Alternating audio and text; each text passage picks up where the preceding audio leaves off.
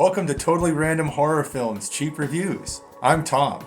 In this series, I will randomly select a horror film, serial, television episode, short, or other visual medium between the years of 1895 and 1989 and review it.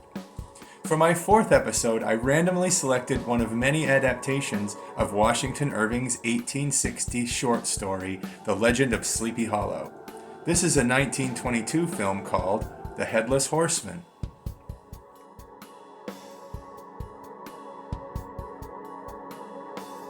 Before I watched the film, I researched to get as much context as possible. This information was sourced from IMDb, the Internet Movie Database, Wikipedia, and Tome of Terror, Horror Films of the Silent Era by Christopher Workman and Troy Howarth. The idea to include this film came from the Wikipedia horror film lists. The Headless Horseman was released in the US on November 5, 1922. As mentioned, it was based on Washington Irving's short story, The Legend of Sleepy Hollow. It was produced by Carl Stearns Clancy for Sleepy Hollow Corporation. Clancy would later be the first man to ever go around the world on a motorcycle. The film was directed by Edward T. Venturini. It's a silent, black and white film, is 75 minutes long, is available on YouTube and Dailymotion, and is available for download at the Internet Archive. A little background. Filming took place around New York to be authentic to Irving's story. This was the first film photographed on expensive panchromatic stock, which corrected some of the color translation errors that old stock was prone to, such as making people with blue eyes look like they had no irises. There were two other Sleepy Hollow silent film adaptations that did not survive the decades. The film stars Will Rogers playing against type as schoolmaster Ichabod Crane. Rogers was a very active performer and commentator who wrote for newspapers, made over 70 films, and died in an airplane crash. Lois Meredith plays the love interest, Katrina Van Tassel. Meredith was a Broadway performer, and this was her final major role in film. Ben Hendricks Jr. plays the foil, Abraham Brom Bones Van Brunt. Charles E. Graham stars as Hans von Ripper, and Mary Foy plays Dame Martling. Time for the review. Every one of my reviews has the potential to contain spoilers. The horror in The Headless Horseman comes from a ghost story element, and the effect that superstition has on people. The evil that men do is as much a part of this telling as is the fear of the supernatural. It is difficult for me to review silent films. When films went from silent to talking, the style of acting changed. During the silent era, actors had to really project or overact to express the emotions and the intentions that they had, because they couldn't say them, and they couldn't use their tone of voice.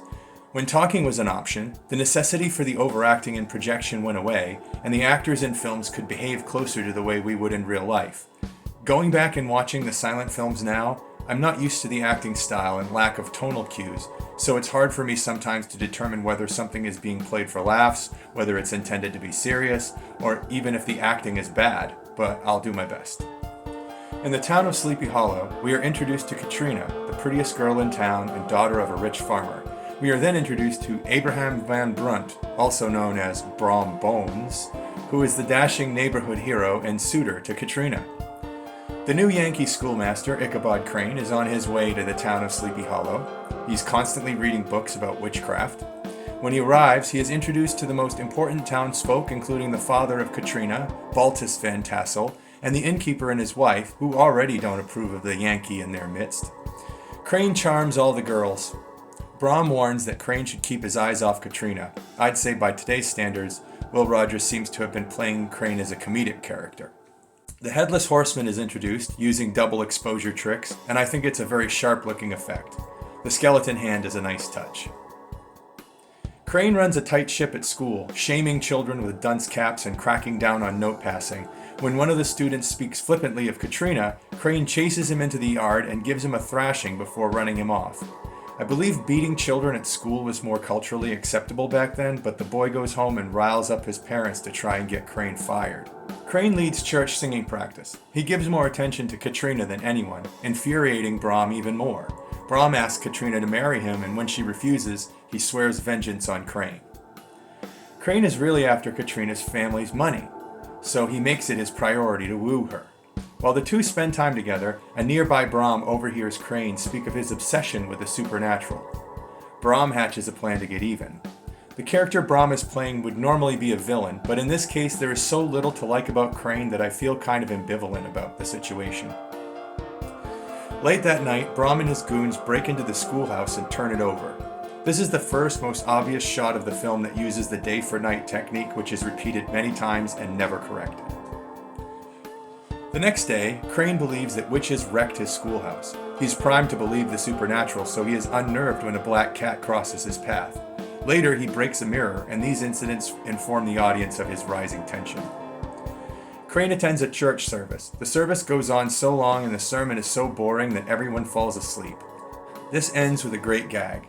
The preacher yelling about fire to wake everyone up, then following that they were all going to hell for not staying awake during church.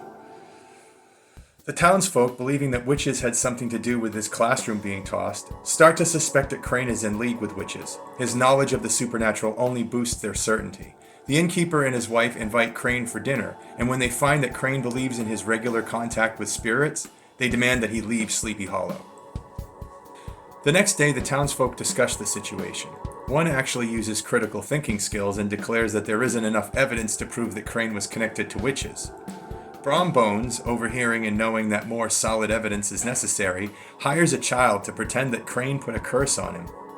Everyone in town, save for the skeptic, band together with the plan of tarring and feathering Crane. They find him at the schoolhouse and drag him to the fire pit. Finally, a servant comes forward to say that he saw Brom Bones making a deal with the cursed kid. Ichabod is in the stocks, and in perhaps the most effective piece of the film, we see him covered in boiling tar and feathers being strung up and paraded around by the townsfolk. We quickly discover that this has happened in Crane's imaginings, but it was brilliant to include this scene.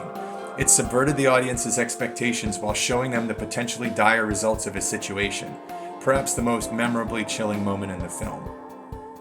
Crane is offered a swifter fate should he confess. He does not, and some townsfolk return and offer him a long, healthy beating. Before the tar is poured, however, the boy comes forward and confesses that he made up his story. The boy gets a right spanking, and Crane is exonerated. Crane returns to his normal life and dresses himself up to go to a quilting party. He borrows a horse from an innkeeper to impress Katrina. While at the party, stories are told of the Headless Horseman. These tales scare Crane, and after failing to propose to Katrina, he sets out on his horse into the night. This is the part of the story that everyone is waiting for. As he rides home, he comes across the Headless Horseman himself, a dark form on a horse, holding his own head in his arm, blocking his path. Crane rides away in fear, but the horseman gives chase, eventually throwing his head at Crane. Ichabod is thrown off his horse, and we can see that the head is merely a jack-o'-lantern. Crane runs off into the woods, and the horseman is revealed to be Brom Bones. Everyone believes that Crane was spirited away by supernatural forces as he is never seen again. Brom marries Katrina, and there's the happily ever after. The Headless Horseman holds to the original short story pretty closely. The only difference is that Brom is not revealed as the horseman, though the story strongly hints it. The theme of the film seems to be centered around the rejection of an outsider, but rightly so. Crane is the center of the story, but I'm not sure if the audience is supposed to be rooting for him. He's portrayed as a Yankee invading a Dutch community. He's constantly bragging about how smart he is. He beats on children. He seems kind of slimy for moving in on Katrina and is after her family's money. He's easily frightened, pushed around, and framed. The film drags in a lot of places. Though silent films are difficult for me to sit through, the film may have hit harder back when it was first released. There were some very effective moments with the horseman and the tarring and feathering, but I don't know if that would make it worth a modern audience sitting through an hour and 15 minutes watching an outdated style of film acting. I'd say I'm glad I watched it, but I'd understand if someone gave it a pass. That's all for Totally Random Horror Films Cheap Review Show. Stay tuned for the next random review.